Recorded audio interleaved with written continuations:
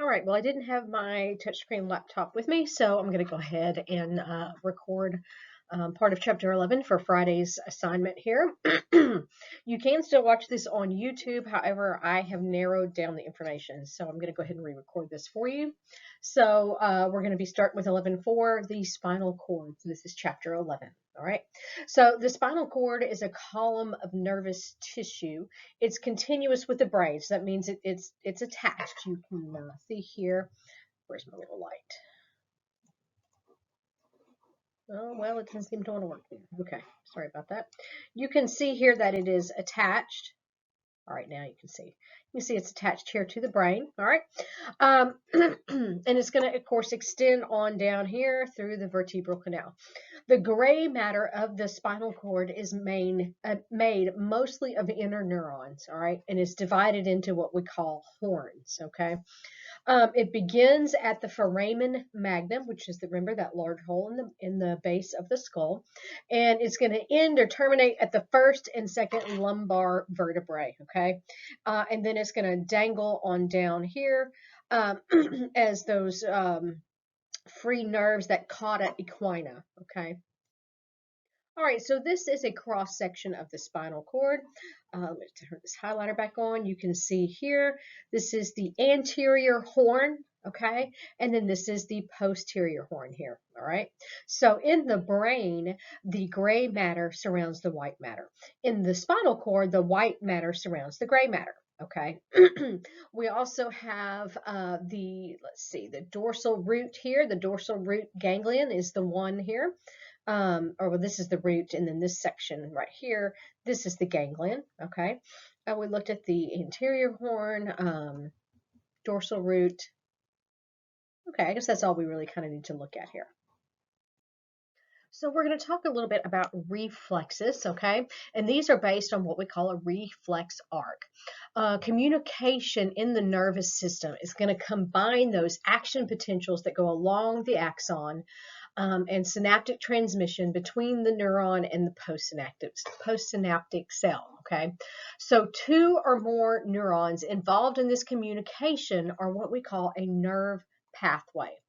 Simple nerve pathways start with a sensory receptor, okay, and end with what we call an effector, and can have or must have at least two neurons, but they can function on only two neurons.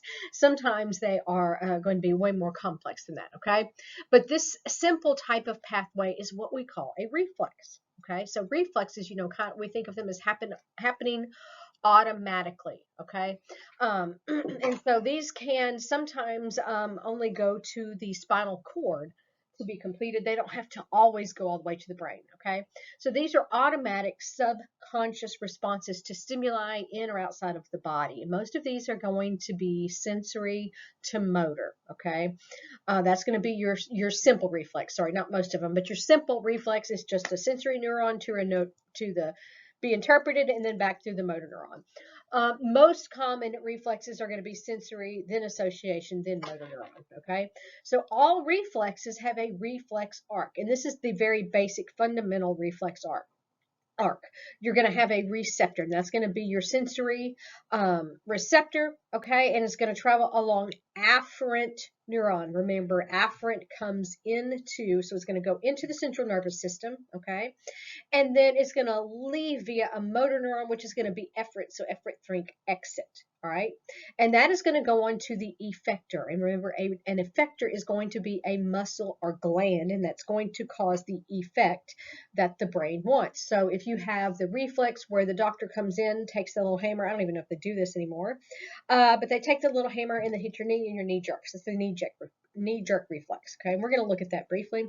And so the receptor, you're going to sense that hammer hitting that nerve right there. It's going to send information to the spinal cord via the sensory afferent neuron. That spinal cord is going to send back information to tell the motor or efferent, or to tell the effector cell, the muscle, to kick out, and it's going to travel via the motor or efferent neuron, okay? So it's processed just at a basic central nervous system level, okay? So these fibers are going to carry them in and out, all right? You definitely need to know the parts of this, and you need to know the order in which they go. If it's sensory, if it's afferent, okay, motor is going to be efferent, all right? And know what the effectors are. Effectors are always going to be muscles or glands. So this is a good little chart here to study. Be sure you know this. Gives you all those parts, tells you what the description and what the function is. So be sure you know this chart. All right, here's an illustration of that reflex arc, sorry. Okay, and so you can see where it's coming in here. All right, so a sensory neuron. Okay, so here's your receptor. This is in your skin, so you sense something. So perhaps you're cold. Okay, so it's going to sense cold. It's going to travel along this sensory neuron. Remember, that's afferent. A comes first. You're going to receive the information first. All right. And then it's going to have some integration. Okay. Integration means it's going to go to the central nervous system, and you're going to have at least one synapse. And in this case, we have an interneuron. Okay. That's this little pink or purplish color here. So that's an in between. So this is the sensory neuron here. This is the motor neuron, and actually what I should do is, oh, and I can't remember the color. Sometimes I color code these with red or blue. I want to say it's red and then blue, but I'm not sure, so I don't want to color that. Okay, so sensory going in. An interneuron can be used. It's not always used as the go-between. And then motor or efferent exit is going to cause the effect. It's going to go to the muscle or gland, the effector, okay, and tell that muscle, hey, we're cold, we need to shiver. Okay, and so this is an example of a reflex with an integration center system here at the spinal cord level. All right, so here is that knee-jerk reflex. This is also called the patellar reflex. This is our example for a simple reflex. This only has two neurons. And so if you only have two, you got to have sensory and then you got to have motor. So sensory to receive the information, motor to carry out the action. All right. So if you hit the patellar ligament just below the patella, which is, remember, the kneecap, that's going to start your reflex.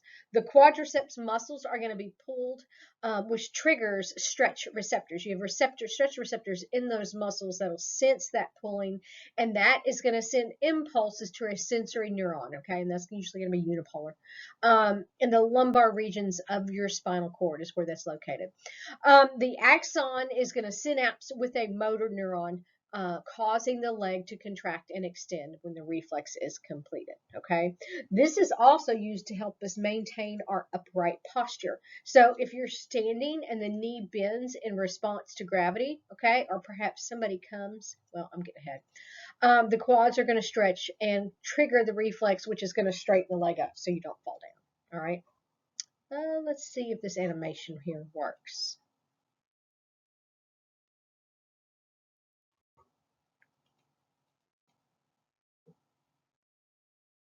Maybe not. Okay. I'll put a link for that if there's not already one.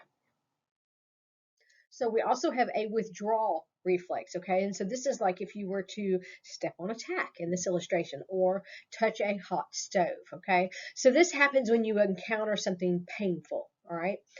It involves a sensory neuron, and then there's an interneuron this time and a motor neuron, okay? So if you step on a tack, your skin receptors are going to be activated. They're going to sense that as pain and send impulses to the spinal cord through, let's see, I think this was moving now, actually. Okay, so you're going to step on the tack, and this is sensory, so this is going to be afferent, all right?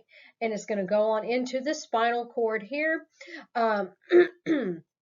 Synapse with the interneuron, and this is going to be processed here at the spinal cord level. That is going to send information down through your motor neuron here and tell it to contract and withdraw that leg. Okay, or withdraw that foot anyway. All right, so these contract, pulling the foot away. Okay, so we can also have a crossed extensor reflex. So if you pull your foot up from the tack, okay, so you've picked one foot up off the ground, your muscles in your other leg have to contract to support your weight. So you can also have a crossed extensor reflex. So when the flexor muscles on the affected side contract, that's the ipsilateral side there. The flexors muscles on the limb on the other side, which would be contralateral, are going to be inhibited. Okay, the extensor is going to contract and help support the body weight. So this is going to be a crossed extensor reflex. So as you pull one up and relax some, you're going to contract the other. So again, you don't fall down. Okay. So here you've got your sensory neuron. Okay. Oh, there we go. Here's your sensory neuron. That's going to come up through the dorsal root there. You're going to synapse, it looks like you're going to synapse here with several interneurons, okay? And so you can see one is going to, well, let's go to this one. This one is going to this muscle to pull the leg up, to contract the flexor, which pulls it up, and relax these, okay? And then this is going to tell this one here, your extensor to contract and the flexor to relax, because remember, those are an opposing motion. So that way your leg is contracted enough that it supports your weight. So that's really important. And so it's kind of a complex task. Seems very easy. You pick one leg up and you stand on the other, but your body has to be able to coordinate that where it occurs at the same time. And it does occur automatically, which is really helpful. All right. Let's see. So basically, interneuron pathways in the spinal cord, these are going to have sensory impulses that come on one side of the cord to go to the other side. If you notice, we're going to both sides there and produce the opposite effect, okay? And that's going to be really important for things that we have like arms and legs on both sides.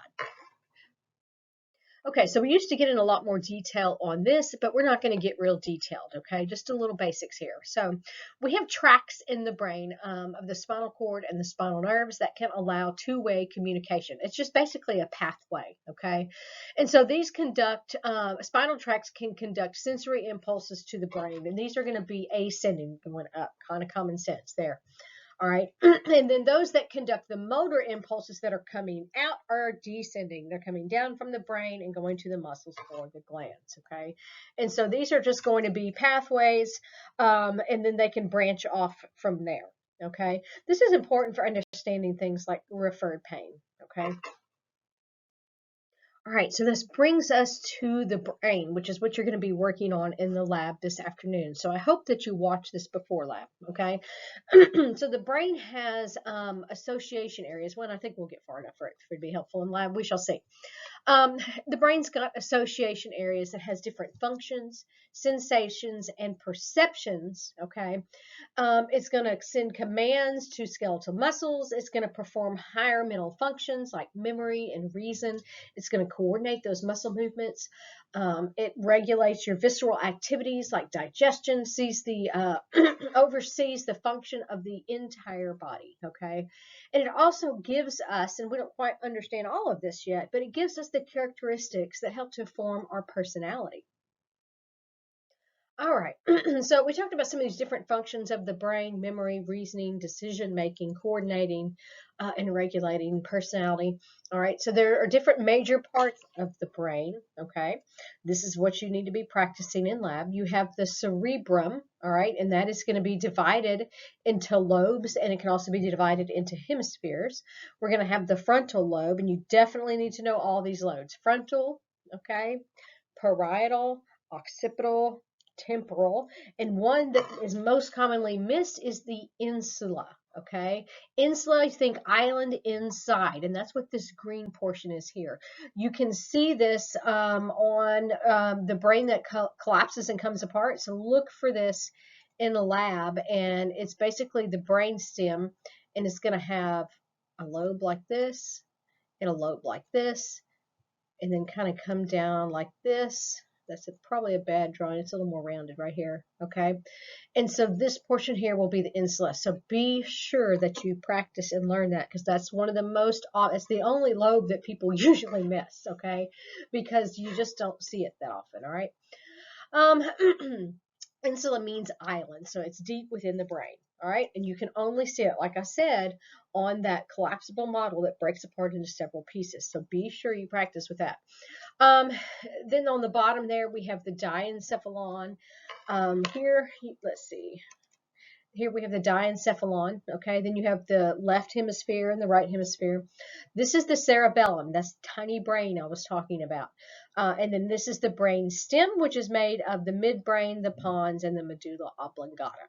Okay, so be sure you practice all of these parts.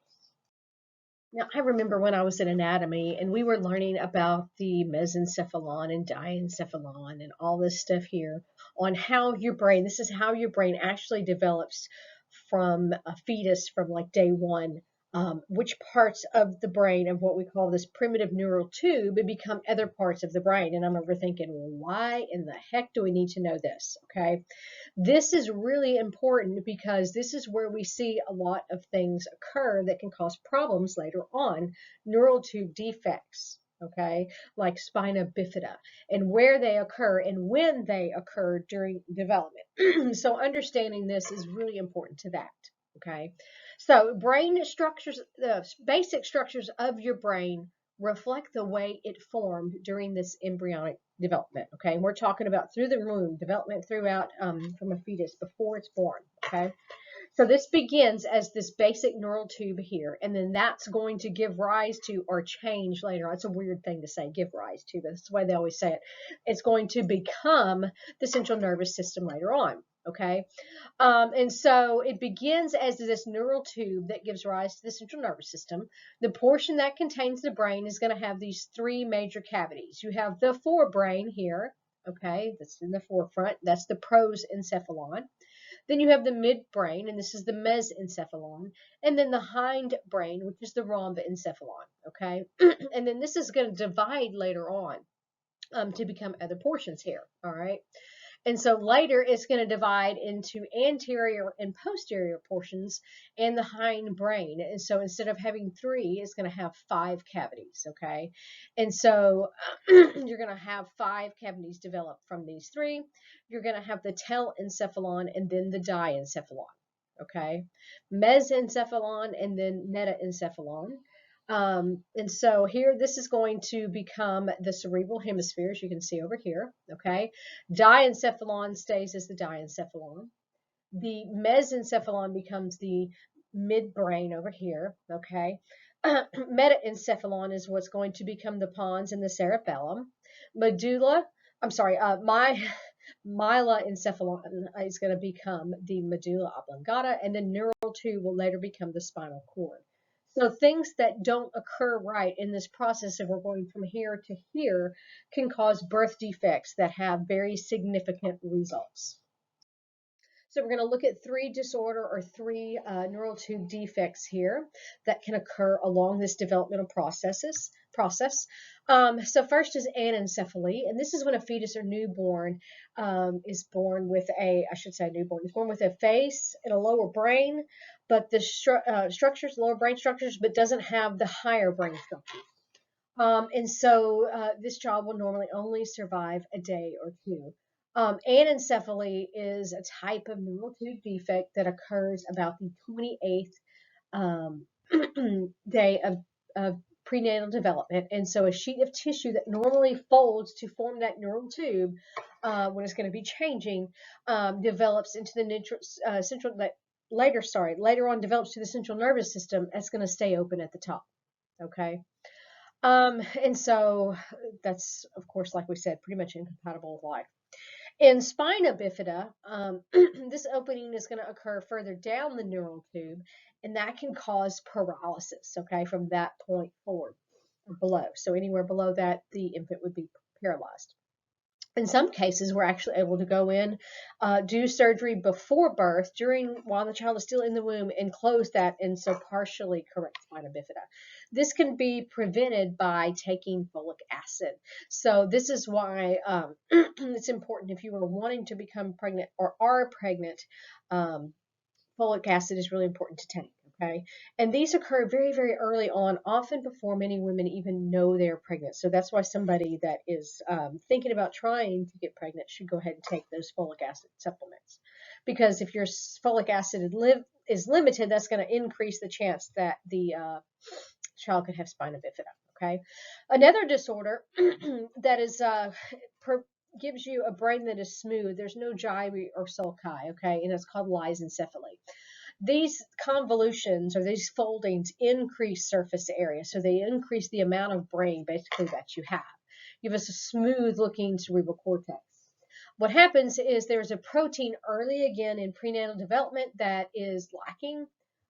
And so this prevents certain neurons in the brain from migrating or moving to where they're supposed to, which cause the formation of those convolutions.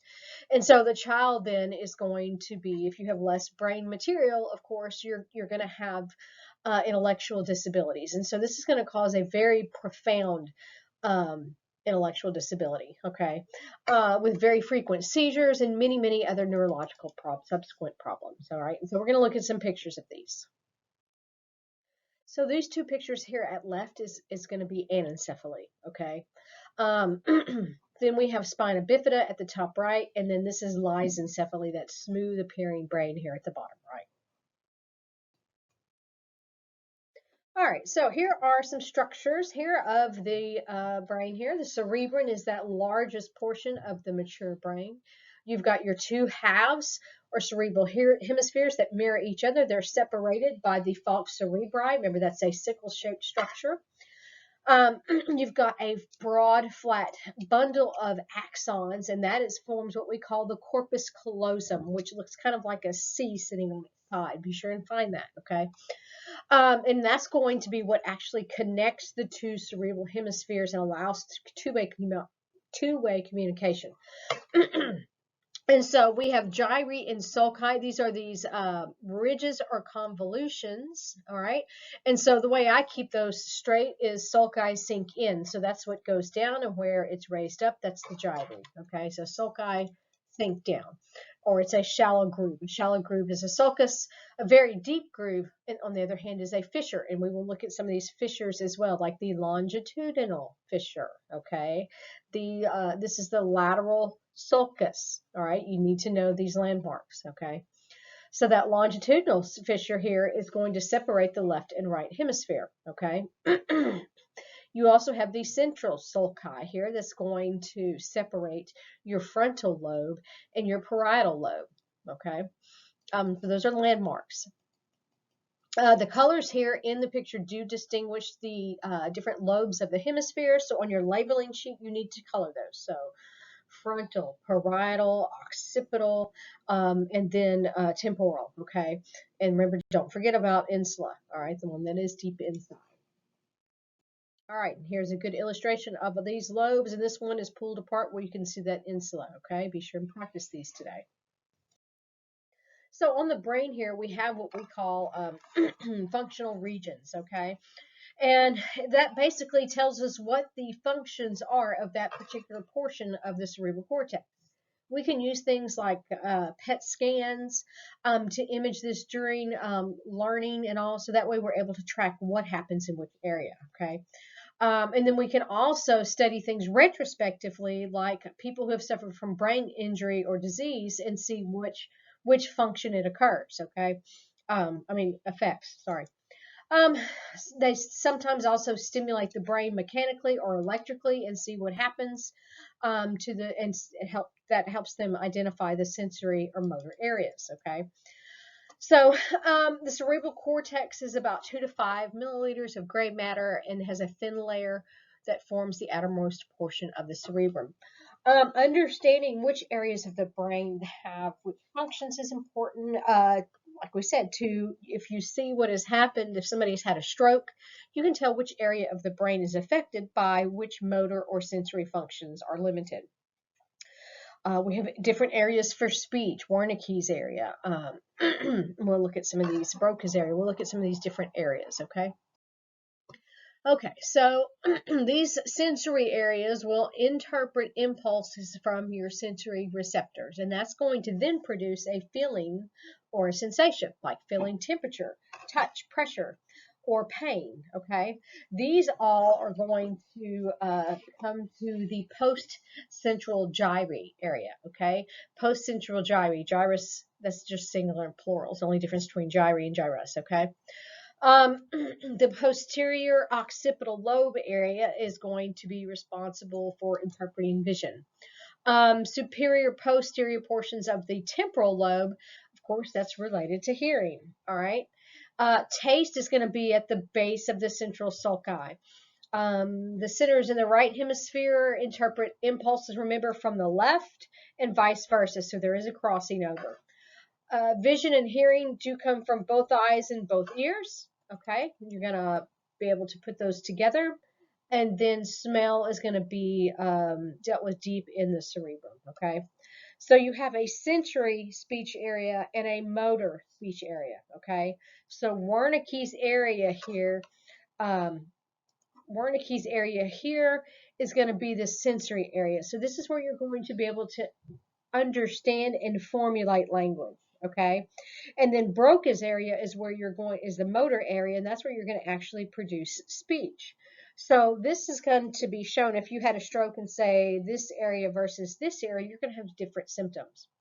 If you're able to say words clearly, but the wrong word comes forward, like you're trying to say, I want a banana, and you say, I want a frog, then likely Wernicke's area was injured, okay, where the problem is.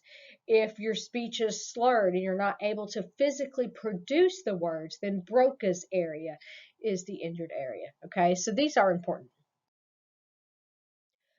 Okay, so then we have the auditory area. Now, of course, that is hearing, and that's going to be in the temporal lobe, and you're going to interpret what you hear. Okay, area for taste is going to be there near the central sulci. Smell is going to be deeper in the cerebrum. Okay. So association areas are usually not just sensory or just motor. They do work together with other parts of the brain. These areas are going to analyze and interpret sensory experiences, provide memory, reasoning, judgment, and emotions, verbalization. Okay, all of these things are going to be related to certain sensory areas. All right, so here's some more association areas. The frontal lobe is associated with what we call executive functioning, a higher level thinking, task, concentrating, complex problem solving. It helps to control emotional behavior and awareness of consequences of behaviors. So someone that has damage to the frontal lobe may not control their temper very well, that type of thing. The parietal lobe is where we're going to interpret sensory information, helping to understand speech and choose appropriate words, okay, like banana instead of frog. Awareness of one's own body parts is also here, okay, that proprioception, and understanding what you are seeing, forming different thoughts of awareness of what a different object is. If I see an apple, I know it's an apple. If I see a face, I know it's a face. The temporal lobe is going to interpret more complex experiences, help you to understand speech, reading, store visual memory, store patterns, okay? Your occipital lobe, this is where you're going to have your visual centers, okay? And that's going to help you to analyze certain visual patterns and combine that with senses, okay? So when you recognize a person, you're using this area. You have to see the face, remember the face, and recognize that as belonging to a particular person. Okay, so then we have motor sensory areas. It's going to be more the receiving, and motor areas are going to be more the action, where we're going to cause something to happen. Okay, these are in the precentral gyri of the frontal lobe. Okay, and help to do things like control voluntary muscles. Broca's area is also that motor, called the motor speech area. So again, that's where we form language, physically say the word. It's going to be in the frontal lobe. Generally, the left hemisphere is going to be more dominant. And it's anterior to the primary motor cortex. And this, again, it controls the muscles involved in speech, so your mouth, your tongue, your larynx. Wernicke's area is where you decide what to say. Broca's area is how you actually speak and say that, okay? So again, if you have an injury to Broca's area, you can understand what somebody is saying, but you can't necessarily respond out loud. The frontal eye field is going to be the motor speech area and control your voluntary eye movements. Okay, we have voluntary and involuntary eye movements. If the area of your cerebral hemisphere corresponding to Broca's, oh, I already said that, sorry. Already went there. Okay, so yeah, we're finished with this. All right, this is a good summary slide here of some of the functions here of the different lobes here, okay?